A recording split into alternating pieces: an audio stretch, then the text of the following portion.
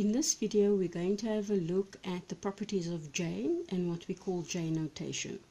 You'll recall that J is defined as the square root of minus 1. And remember, in engineering we use J, but in mathematics we use I. Let's see what happens if we square J.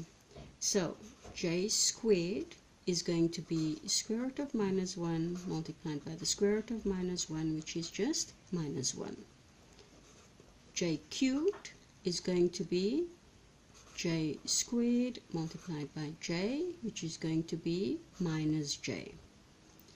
J to the power 4 is going to be J cubed times J, which is going to be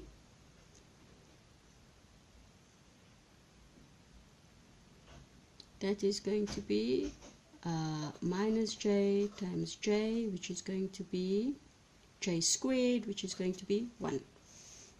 Okay, then if we look at J to the 5, you have J4 multiplied by J, which is going to be J, right? And you'll see we're back where we started again. If you do the same thing to J6, you're going to find that that is equal to minus 1. J7 you'll find is going to be minus J, and J to the power 8 you're going to see is going to be equal to 1.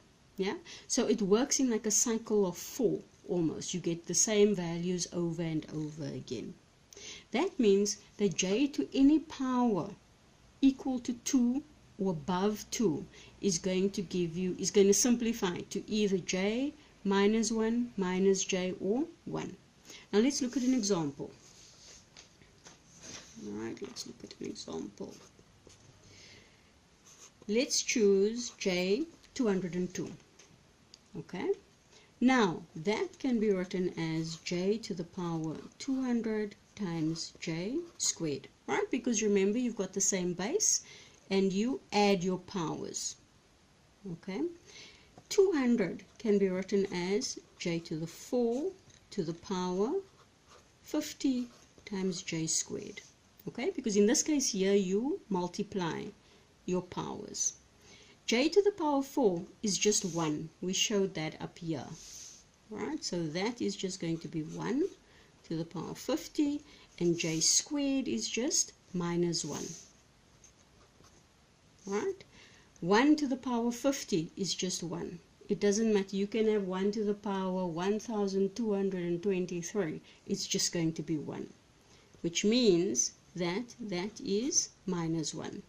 So J to the power 202 is the same as minus 1. Now why don't you give it a try? Have a look at your tutorial questions and see whether or not you can simplify those J's using J notation.